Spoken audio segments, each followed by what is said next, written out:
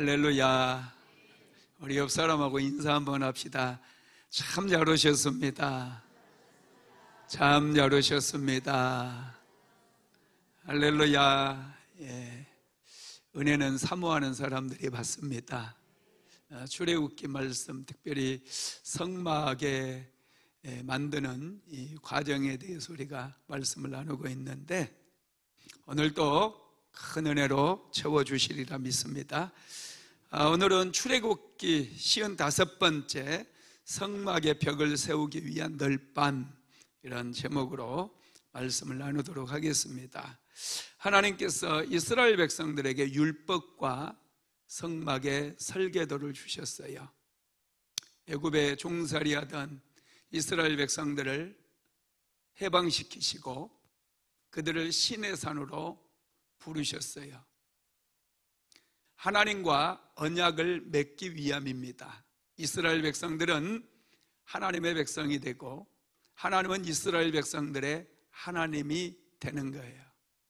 그래서 이스라엘 백성들은 하나님과 출애굽기 24장에서 언약을 체결하는 모습을 우리가 보았습니다. 언약이 체결되어짐으로 이제 피를 시내산 아래에 뿌렸고, 그리고 70명의 장로들이 시내산 꼭대기에 올라가서 하나님을 대면하죠. 하나님께서 그곳에 강림하셔서 그들 대표자들을 만나주시고, 그래서 이스라엘 장로들은 그곳에서 음식을 먹음으로 언약이 체결이 됩니다. 언약이 체결되고 하나님께서는 이스라엘 백성들에게 이미 10계명의 말씀은 주셨어요. 율법을 이미 주셨습니다. 그리고 나서 성막의 설계도를 모세에게 주시는 거예요. 율법은 하나님의 백성들이 어떻게 살아가야 되는지를 가르쳐 줍니다. 하나님의 백성들은 하나님의 말씀을 따라 살아야 돼요. 그런데 하나님의 말씀을 어기게 되면 그게 죄가 되는 것이죠. 율법은 죄를 깨닫게 해주는 역할을 합니다. 죄를 깨닫기만 하면 여러분 얼마나 참 힘들겠습니까? 이 죄의 문제를 해결받을 수 있는 그럴 길을 하나님께서 열어주시기 위해서 성막의 설계도를 주시고, 성막에서 하나님을 예배함으로 속죄 제사를 드림으로 이스라엘 백성들이 제사함을 받을 수 있는 그런 길을 열어주셨다라는 것이죠. 그래서 우리가 지금 계속해서 이 성막을 하나님께서 만들라고 하셨는데, 이 성막에 대해서 말씀을 나누고 있어요. 지난주에는 이 성막의 덮개, 이 천막에 대해서 말씀을 나눴어요. 성막은 4겹의 천으로 이루어졌다고 그랬죠. 맨 안쪽은 배실로 만들어서 아주 고운 청색, 자색, 홍색 실로 수놓은 10폭의 휘장을 만들어서 첫 번째 덮개를 삼았고, 두 번째 덮개는 염소털로 짠 휘장이라고 그래요. 염소털로 짰어요. 그걸 덮었고, 세 번째로는 붉은 물들인 염소의 가죽을 덮었어요. 그리고 맨 위에는 뭐라고 그랬죠? 해달의 가죽으로 덮었다 그랬어요. 그리고 이제 이 성막을 덮으려면 이 성막에 골격이 필요하거든요. 집을 하나를 짓더라도 지붕만 만들어 놓으면 여러분 안 되잖아요. 골격을 만들어야 돼. 골조. 성막의 골격을 만들게 되는데, 그게 성막의 벽입니다. 오늘 이 성막의 벽은 어떻게 만들어졌으며 이것이 의미하는 것은 무엇인지 그걸 좀 살펴보려고 하는데요. 자, 출애굽기 26장 15절에서 17절 한번 같이 읽어봅시다. 시작. 너는 조각목으로 성막을 위하여 널빤을 만들어 세우되 각 판의 길이는 10규빗, 너비는 1규빗 반으로 하고 각 판에 2촉씩 내어 서로 연결하게 하되 너는 성막 널빤을 다 그와 같이 하라. 아멘. 성막의 골격이 되는 그 벽을 시띠나무로 만들라는 거예요. 조각목은 시띠나무라고 제가 말씀드렸죠. 이 시띠나무는 사막에서 자생하는 나무이기 때문에 아주 나무가 꾸불꾸불해요. 그리고 상처도 많고 가시도 많습니다. 시띠나무는 아주 가시가 날카로운 그런 나무인 것이죠. 이런 시띠나무는 여러분 이 숯불을 구우면 아주 오랫동안 타고 아주 좋은 숯불이 된대요. 이건 집을 짓는 목재로는 사용하지 않았던 그런 나무입니다. 그럼에도 불구하고 하나님께서는 이 시띠나무를 가지고 성막에 골격을 만들어라 이렇게 말씀을 하시죠. 특별히 여러분 이 시띠나무를 가지고 널판을 만들어서 벽을 만들려고 그러는데 판자의 이 널판의 이 높이가 10규빗이에요. 한 규빗이 어른 팔꿈치라고 그랬잖아요. 이 팔꿈치인데 보통 45cm입니다. 그러면 10규빗이면 몇 미터예요? 4.5m. 상당히 높죠. 우리 성전이 여러분 지하에서부터 8대 10m를 봤는데 천정을 만들고 이렇게 하니까 여기 한 6m 정도 돼요. 6m.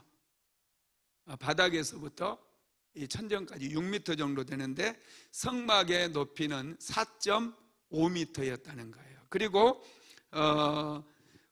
광이 이 너비가 1.5규빗이라고 그랬어요. 한 규빗 반으로 하라고 그랬거든요. 한 규빗 반이기 때문에 한 규빗을 45cm로 잡으면은 얼마예요? 한 70cm 정도 되겠죠. 예. 이 높이가 4.5m, 넓이가 70cm 되는 이 널판을 만들라는 거예요. 요즘으로 얘기하면 이 판자를 만들어요. 이 시띠나무 여러 개 이어가지고 이런 70cm 높이는 4.5cm 이런 판자를 몇 개를 만들려고 그랬냐면 50개를 만들라는 거예요.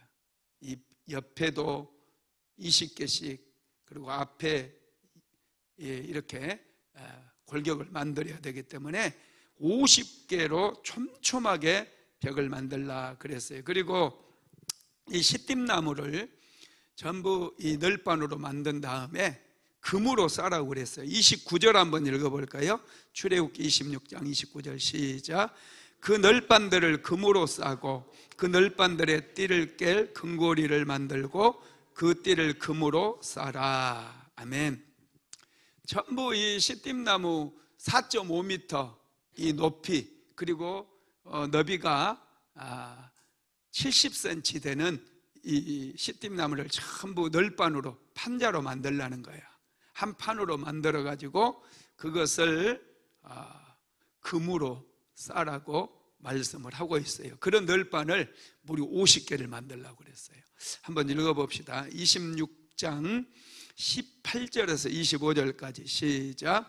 너는 성막을 위하여 널판을 만들되 남쪽을 위하여 널판 20개를 만들고 20 널판 아래에 은받침 40개를 만들지니 이쪽 널판 아래에도 그 두 촉을 위하여 두 받침을 만들고 저쪽 널판에도 그 두 촉을 위하여 두 받침을 만들지며 성막 다른 쪽 곧 그 북쪽을 위하여도 널판 20개로 하고 은받침 40개를 이쪽 널판 아래에도 두 받침 저쪽 널판 아래에도 두 받침으로 하며 성막 뒤 곧 그 서쪽을 위하여는 널판 6개를 만들고 성막 뒤 두 모퉁이 쪽을 위하여는 널판 2개를 만들되 아래쪽에서부터 위까지 각기 2겹 두께로 하여 윗꼬리에 이르게 하고 두 모퉁이 쪽을 다 그리하며 그 8널판에는 은받침이 16이니 이쪽 판 아래에도 두 받침이요 저쪽 판 아래에도 두 받침이니라.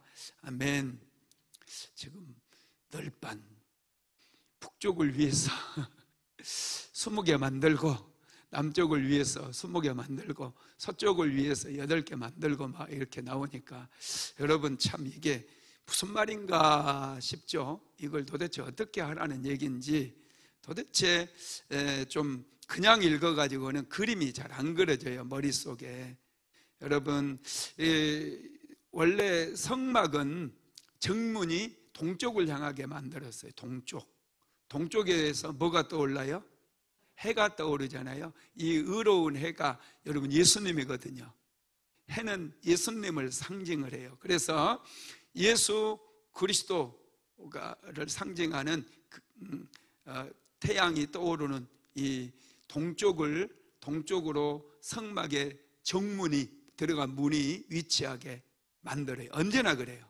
이동을 해도 성막을 다시 세울 때는 동쪽이 정문이 오게 그렇게 만듭니다. 그래서 남쪽 벽에, 이제 벽은 길게 이렇게 만들어야 되잖아요. 남쪽으로 널빤 20개예요. 70cm 널빤을 촘촘하게 20개를 연결하라는 거예요. 그리고 북쪽으로도 널빤 20개를 이렇게 연결하라고 했고요. 그 다음에 서쪽에는 동쪽에 정문이 있으니까 서쪽에는 널빤 6개가 필요합니다. 그리고 이제 그 양쪽 가에 두 겹으로 해가지고 휘장칠 부분을 빼고 양쪽 기둥처럼 세운 널빤이 1개씩 더 성소와 지성소 사이에 더 필요했어요. 그래서 널빤의 개수가 총 50개가 들어가요. 40개고 8개, 2개 이렇게 들어가다 보니 총 50개의 널빤이 필요하게 되고요.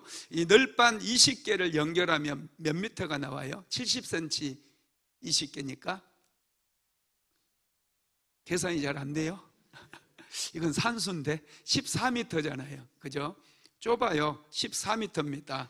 그리고 그 6개 널빤이 이 서쪽에는 있으니까 이게 4.2m가 돼요. 그러면 이게 성막 전체 평수를 따져보면 우리나라 평수 좋아하잖아요. 아파트 몇 평 사냐고. 평수로 따져보면 20평밖에 안 돼요. 전용 평수 20평.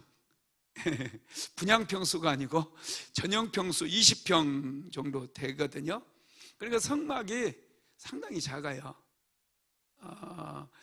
그저께 얼마 전에 몇 주 전에 김옥원 목사님 교회 거기 부흥회가 있어가지고 그 부흥회 갔다가 이제 식사하고 나서 거기에 주상복합 아파트가 하나 들어와서 거기 그 분양을 하고 있더라고요. 그래서 야, 김옥원 목사 이거 하나 사지 그래 그랬더니 그러면서 한번 올라가 봤어요. 잘 지었더라고요. 근데 그 아파트가 방이 3개고 거실도 있는데 야, 그게 전용 평수가 19평이 돼요. 19평밖에 안 돼요. 근데 상당히 괜찮았어요. 근데 너무 비싸더라고요. 그래서 그냥 나왔었는데 하나님을 위한 성막을 짓는데 20평이에요. 20평. 조그맣다는 얘기죠. 그리고 이런 그 20평 남짓한 이 골격을 세웠는데 이 골격 한번 사진으로 보여주실래요? 어떻게 되는지. 이렇게 되는 거예요. 이 널빤을 20개를 연결하고 저쪽으로 20개 연결하고 이 지성소 있는 사이에도 널빤 2개씩 해서 휘장을 칠 수 있도록 그렇게 한 거고요. 전부 금으로 다 한 거 여러분 보이죠? 높이가 4.5m 이렇게 생겼고요. 나중에 덮개를 덮은 모습이 그 다음 그림 보여줄래요? 이렇게 되는 거예요. 덮개를 그 위에다가 그대로 덮는 거예요. 어떻게 막 꼭꼭 싸고 묶어서 한 게 아니라 저렇게 4겹의 두께 이 천막을 이렇게 그대로 만드는 것이 성막의 모습입니다. 이 성막은 그 고정형이 아니에요. 이동형입니다. 빠르게 칠 수 있어야 되고 또 빠르게 걷어서 이스라엘 백성들이 이제 광야를 이동할 때 또 그거 전부 가지고 다녀야 돼요. 그리고 그들이 하나님께서 이곳에 멈춰라 그러면 다시 이스라엘 백성들 진영 중간에 딱 성막을 다시 치게 됩니다. 그런데 이게 상당히 튼튼해요. 그리고 빠르게 이 성막을 다시 조립할 수 있도록 아주 실용적이면서도 튼튼하게 지어졌다라는 거예요. 그러면 이렇게 성막의 벽의 구조 또 모양 우리가 살펴봤는데 이 성막은 예수 그리스도를 상징한다고 그랬잖아요. 그러면 이 성막의 벽이 예수님의 어떤 모습을 계시하고 있는지 한번 알아보겠는데요. 먼저 이 벽을 이루는 첫 번째로 벽을 이루는 50개의 널판은 구원받는 그리스도인들을 상징해요. 자, 출애굽기 26장 15절 한번 읽어봅시다. 너는 조각목으로 성막을 위하여 널판을 만들어 세우되. 다시 29절도 읽어봅니다. 시작. 그 널판들을 금으로 싸고 그 널판들의 띠를 깰 금고리를 만들고 그 띠를 금으로 싸라. 우리가 성막에서 제일 먼저 여호와의 언약궤를 어떻게 만들라라고 하는 것을 이미 배웠죠, 그죠? 언약궤를 만드는 그 언약궤의 재료가 뭐였어요? 시띠나무였어요, 그죠? 똑같은 조각목이에요. 조각목이 시띠나무입니다. 그런데 이 시띠나무를 그냥 사용하지 않고 여호와의 언약궤를 만들면서도 이 시띠나무에 무엇을 씌우라고 그랬죠? 금을 씌우라고 그랬어요. 여러분, 조각목 자체가 우리 한 사람 한 사람을 상징합니다. 조각목처럼 저와 여러분도 꾸불꾸불하고 상처도 많고 연약하고, 여러분, 그런데 하나님께서는 평범한 사람들, 백향목처럼 쫙쫙 뻗고 향기가 나는 그런 나무가 아닌 이 시띠나무처럼 가시도 많고 꾸불꾸불한 그런 나무들을 하시게 하신 것은 오늘날 저와 여러분 같은 그런 성도들을 잘난 것도 없고 똑똑한 것도 없지만 하나님께서 우리를 부르시고 하나님의 백성 삼으시려고 하나님의 은혜로 감싸주신 것을 상징하는 거예요. 우리 그리스도인들은 그래서 은혜를 받아야 돼요. 그래야 하나님께 쓰임받을 수가 있는 거예요. 조각목 그 자체로는 이 성막 벽을 만드는데 여러분 쓸 수가 없어요. 이것은 반드시 널판으로 만들어져야 되고 그리고 금으로 쌓아야만 됩니다. 하나님의 나라에서는 여러분 하나님께 은혜 받은 사람들이 교회를 이루게 되고 또 하나님 앞에 쓰임 받는다라는 것을 꼭 기억하시기를 예수님의 이름으로 축복합니다. 하나님께서는 레바논의 백향목 같은 그런 나무로 널판을 만들려고 하지 않았어요. 꾸불꾸불하지만은 사막에서 자생하는 그런 볼품없는 나무이긴 하지만은 그 나무들이라도 그걸 널판으로 만들고 그 널판에 반드시 금으로 감싸서 하나님의 성막을 만드는 일에 사용하게 하셨다는 거예요. 그래서 저와 여러분도 은혜를 충만하게 받아야 돼요. 그래야 하나님 나라에서 존귀하게 쓰임받을 수 있다는 것을 믿으시기를 예수님의 이름으로 축복합니다. 그리고 성막의 정문은 항상 동쪽을 향하게 한다고 그랬잖아요. 이것은 여러분 예수 의로운 태양이신 예수 그리스도를 바라보게 하기 위해서예요. 여러분, 우리 성도들은 항상 예수님을 바라봐야 될 줄로 믿습니다. 히브리서 12장 1절로 2절 한번 읽어봅시다. 시작. 모든 무거운 것과 얽매이기 쉬운 죄를 벗어버리고 인내로써 우리 앞에 당한 경주를 경주하며 믿음의 주요 또 온전케 하신 이인 예수를 바라보자. 저는 그 앞에 있는 즐거움을 위하여 십자가를 참으사 부끄러움을 개의치 아니하시더니 하나님 보좌 우편에 앉으셨느니라. 우리가 예수님을 바라보고 살 때 우리는 조각목이 마치 금으로 쌓이는 것처럼 하나님의 은혜로 충만하게 감싸지는 거예요. 그래서 하나님 앞에도 존귀하게 쓰임받게 될 줄로 믿습니다. 두 번째로는 이 성막의 널판은 두 개의 촉을 만들려고 그랬죠. 왜냐하면은 그곳에 은받침에 끼우기 위해서거든요. 두 번째는 그래서 은받침이 있는데 은받침은 우리를 구원하기 위해 흘리신 예수님의 피를 상징합니다. 자, 출애굽기 26장 19절에서 21절 한번 읽어봅시다. 시작. 스무 널판 아래에 은받침 40개를 만들지니 이쪽 널판 아래에도 그 두 촉을 위하여 두 받침을 만들고 저쪽 널판 아래에도 그 두 촉을 위하여 두 받침을 만들지며 성막 다른 쪽 곧 그 북쪽을 위하여도 널판 20개로 하고 은받침 40개를 이쪽 널판에도 2받침, 저쪽 널판 아래에도 2받침으로 하며. 아멘. 그림, 마지막 그림 하나 보여주세요. 이것 말고 그 다음 그림, 성막의 널판 그림 있죠. 이 그림을 보면은요, 여기 이제 촉이라고 해가지고 있죠. 널판에 촉 2개 뿔처럼 나온 거 2개를 했고, 그 밑에가 은받침이에요. 은받침이 구멍이 2개 뚫려 있죠. 여기에 탁탁 끼워서 세워서 바람에도 흔들리지 않도록 그렇게 만들었어요. 이게 성막의 널판에서 여기 촉 2개, 그 다음에 그 밑에 까맣게 보이는 거 있죠. 그게 이제 은받침이거든요. 은받침이 굉장히 무거워요.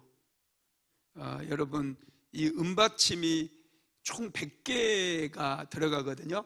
이 2개니까 은받침이 이 널판 하나에, 촉 하나에 하나씩 들어가기 때문에 은받침이 하나씩 2개씩 들어가는 거, 널판 하나에. 아까 널판이 몇 개였어요? 50개였죠. 그러면 은받침은 몇 개일까요? 네, 은받침은 100개예요. 그런데 여러분, 이 은받침이 100개인데요, 장난이 아니에요. 출애굽기 26장 27절에서 30절까지 한번 먼저 읽어봅시다. 시작.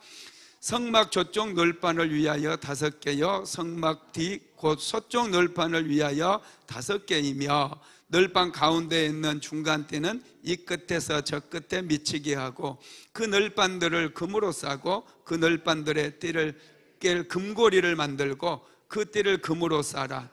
너는 산에서 보인 양식대로 성막을 세울지니라. 아멘. 이것은 이제 금띠를 얘기하는데, 다시 사진 보여줄래요? 여기에 보면 띠 보이죠?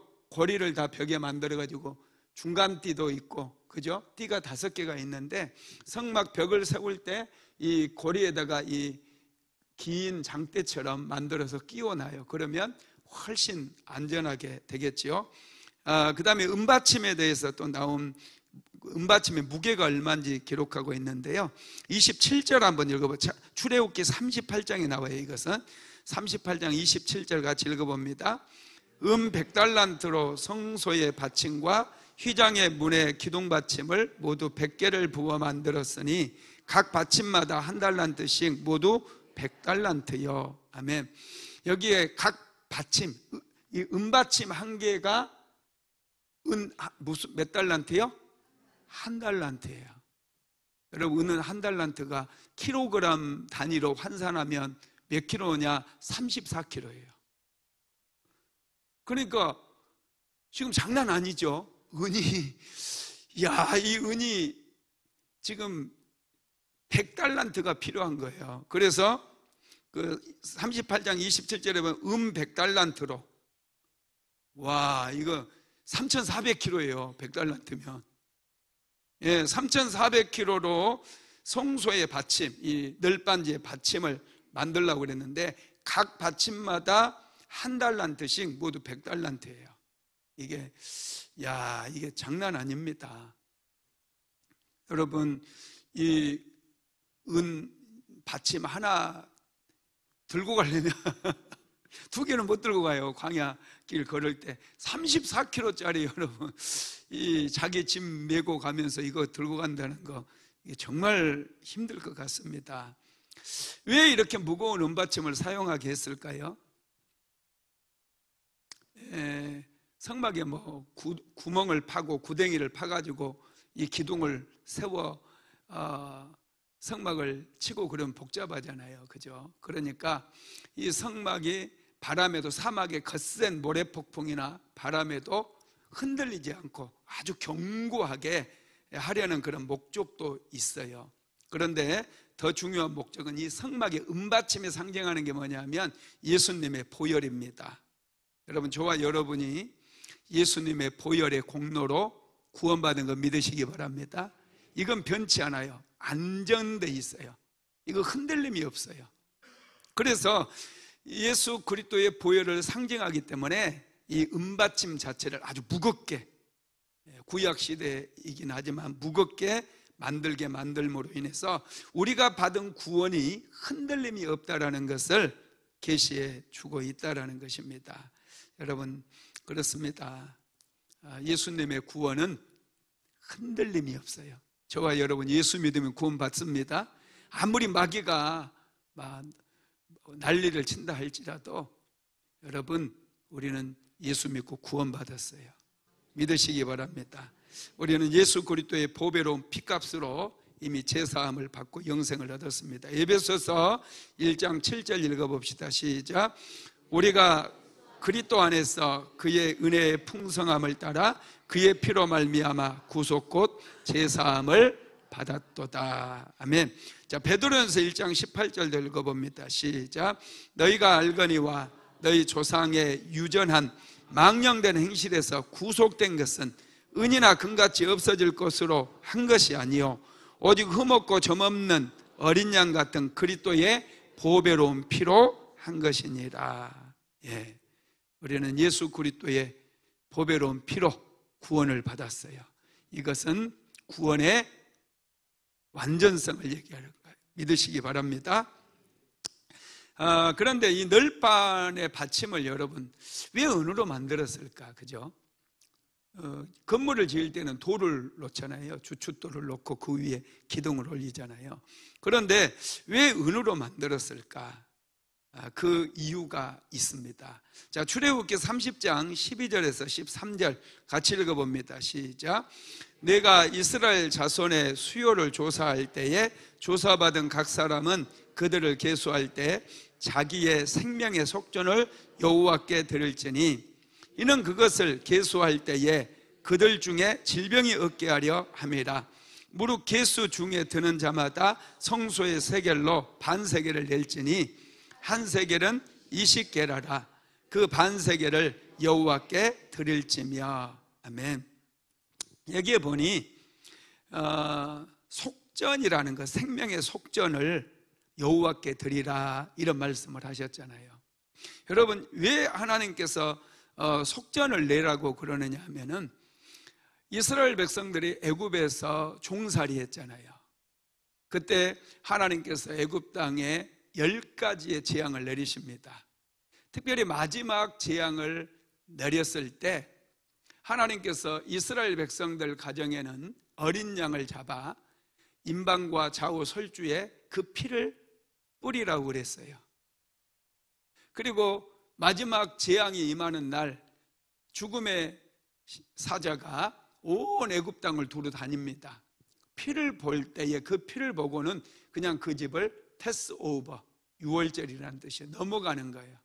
넘어가는 거예요. 담을 넘듯이 그냥 넘어가요. 그런데 피가 뿌려지지 않는 집은 들어가서 장자들의 목숨을 전부 다 장자들의 생명을 하나님께서 다 거두어 가셨어요. 하나님께서는 그것뿐만 아니라 이스라엘 백성들이 애굽의 종살이에서 해방되어 나올 때에 애굽 사람들의 집에 들어가서 은금부화를 다 요청을 하게 하셨잖아요. 다 달라고 해서 애굽 사람들이 그 사람들 나가지 않으면 온 가족이 다 죽을 것 같으니까 그런 두려움이 임했거든요. 그래서 자기 집에 있는 모든 좋은 보물들은 다 이스라엘 백성들이 다 내줘버려요. 그들이 애굽 땅에서 나올 때 엄청난 은금부화를 가져와요. 그러니까 이 3,400kg의 은을 구할 수 있었지 않겠어요? 예, 그때 이제 다 가져오거든요.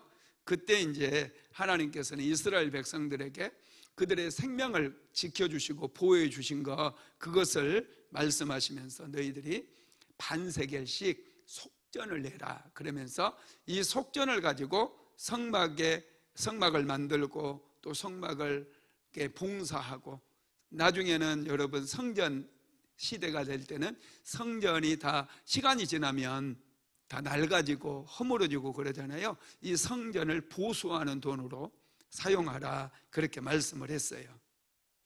자, 이 속전도 그렇게 쓰라고 한 부분이 출애굽기 30장 16절에 나오는데 같이 한번 읽어봅시다. 시작. 너는 이스라엘 자손에게 속전을 취하여 회막 봉사에 쓰라. 이것이 여호와 앞에서 이스라엘 자손의 기념이 되어서 너희의 생명을 대속하리라. 여러분, 그러면 은 반세겔을 매년마다 1년에 한 번씩이에요. 생명의 속전으로 모든 백성들에게 내라고 그랬거든요. 이스라엘 자손에게 속전을 취하여 그랬잖아요. 모든 이스라엘 백성들에게 은 반세겔을 내라고 그랬는데, 이 반세겔이 얼마나 될까요? 은 한 세겔은 11.4g이에요 11.4g. 그러면 반세겔이면 5.7g이잖아요 5.7g. 여러분, 금 한 돈이 몇 g이죠? 3.4g인가요? 3.7g? 3.5g? 3.75g? 5.7g이니까 한 두 돈, 한 돈 반쯤 되겠네, 그죠? 금 한 돈 반쯤 돼요. 여러분, 반지하는 거니까 은 한 돈 반을 1년에 이제 하나님 앞에 속전으로 이렇게 드리는 거거든요. 그러니까 어찌 보면은 그들의 생명의 속전이니까 생명을 살려준 값이니까 이게 커요, 작아요? 크다고 한 사람들은 회개할지어다. 아주 미미한 거예요. 아주 작은 거예요. 생명 목숨값으로 1년에 5.7g의 금을 속전으로 내라고 말씀을 하셨거든요. 여러분, 이것을 나중에 보면 예수님께서도 이 속전을 내는 장면이 나오죠. 제자들도 너희들도 속전을 내라 그러니까 예수님께서 내는 장면이 나오는데, 그게 마태복음 17장 24절로 27절에 나오거든요. 같이 읽어봅시다.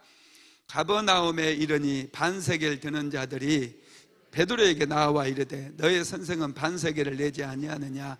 이르되 내신다 하고 집에 들어가니 예수께서 먼저 이르시되 시몬아, 내 생각은 어떠하냐? 세상 임금들이 누구에게 관세와 국세를 받느냐? 자기 아들에게냐 타인에게냐?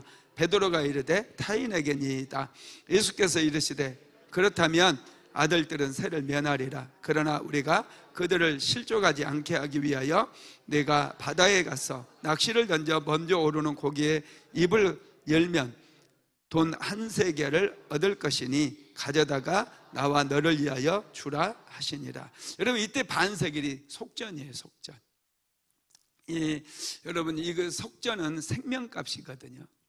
그래서 이제 이후에 여러분 보면은 은을 생명의 값으로 성경에는 기록이 되어집니다. 그래서 예수님이 은 몇 세겔에 팔렸어요? 은 30에 팔리잖아요. 은은 생명, 하나님께서 은을 반세겔씩 너희들의 생명의 속전으로 내라 그래서 사람의 목숨값으로 이제 책정하는 게 돼요. 이게 요셉도 은 20개 팔리죠. 그게 성경에 나오잖아요. 물론 이때는 그 전이긴 하지만. 그리고 예수님의 그 생명값도 여러분 은 30이에요. 은으로 사람의 목숨 가격을 결정을 하게 되었다라는 것입니다. 이 속전에서 그게 나온 거예요. 은으로 이제 성막의 기초를 이렇게 만들게 했고요. 예수님께서 이 은 받침은 예수님의 피를 상징한다고 그랬어요. 예수님께서 은 받침, 이게 예수님께서 모든 백성들을 생명을 속해 주신 이 속전의 값이라는 거예요. 이게 이 성막의 이 은받침은. 자, 디모데전서 2장 6절 읽어봅시다. 시작. 그가 모든 사람을 위하여 자기를 대속물로 주셨으니 기약이 이르러 주신 증거니라. 예수님께서 모든 사람들의 속전으로 드렸다는 거예요. 그래서 이 은받침이 예수님께서 모든 사람들을 살리기 위한 그 속전이었다라는 것을, 그걸 상징한다라는 것을 말씀을 해주고 있습니다.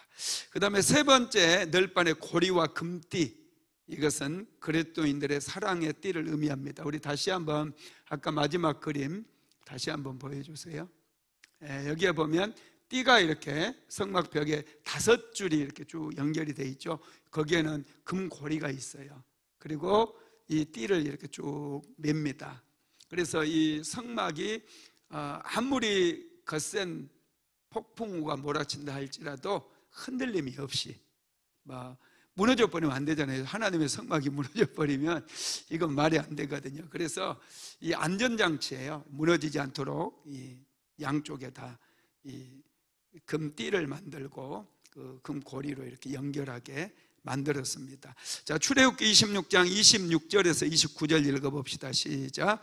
너는 조각목으로 띠를 만들지니 성막 이쪽 널판을 위하여 5개요 성막 저쪽 널판을 위하여 5개요 성막 뒤 곧 서쪽 널판을 위하여 5개이며 널판 가운데에 있는 중간대는 이 끝에서 저 끝에 미치게 하고 그 널판들을 금으로 싸고 그 널판들의 띠를 꿰 금고리를 만들고 그 띠를 금으로 싸라. 예. 이 띠를 전부 금으로 싸게 만든 거예요. 이 띠도 우리 그리스도인을 상징하는 거예요. 그래서 그리스도인들은 서로 연결이 돼야 된다는, 하나님과도 연결이 돼야 되지만 성도들 간에도 연합이 되어야 됩니다. 그래서 여러분 기도도 합심 기도가, 성도들이 연합해서 함께 기도할 때 그 기도가 능력 있는 기도예요. 교회가 분열하고 성도들이 따로따로 놀게 되면 마귀가 그 교회에 강력하게 역사를 해요. 교회가 아니에요. 교회가 세워지질 않는 거예요. 항상 성도들은 사랑의 띠로 하나가 돼야 돼요. 연합이 이루어져야 된다는 거예요. 우리 마음이 하나로 예수 그리스도를 향해서 하나로 모아질 때 그렇게 해서 드리는 예배야말로 하나님께서 기쁘게 받으시는 그런 예배가 되고 그 예배에 능력이 나타나서 우리의 인생이 변화되고 삶의 환경이 변화되고 하늘의 문도 열려지는 거예요. 제 친구가 열심히 청년 때 교회를 다녔었는데 교회를 안 다닌대요. 그래서 물어봤더니 교회에, 자기가 섬겼던 교회에 분열이 생겨가지고 앞쪽에서는 목사님파가 예배를 드리고 똑같은 예배당에서 뒤쪽에서는 장로파가 예배를 드린대요. 그래가지고 무슨 놈의 교회가 이 모양 이 꼴이냐 하고 이런 교회 안 다닌다고, 교회를 안 다닌다고 그러더라고요. 그래서 내가 꼭만 춥다, 꼭만 추워 열심히 교회 다녀, 좋은 교회도 많아. 그래서 내가 그렇게 얘기를 해줬었는데, 하여튼 여러분 교회는 하나님의 사랑의 띠로 하나가 되어야 될 줄로 믿습니다. 그런 교회가 세상에 빛이 될 수 있어요. 세상의 소금의 역할을 감당할 수 있고요, 어둠의 사단의 견고한 진들을 다 무너뜨리고 하나님의 나라를 확장해 갈 수 있다라는 거 믿으시기 바랍니다. 말씀을 마무리합니다. 성막은 그리스도의 몸된 교회의 모습을 보여주고 있습니다.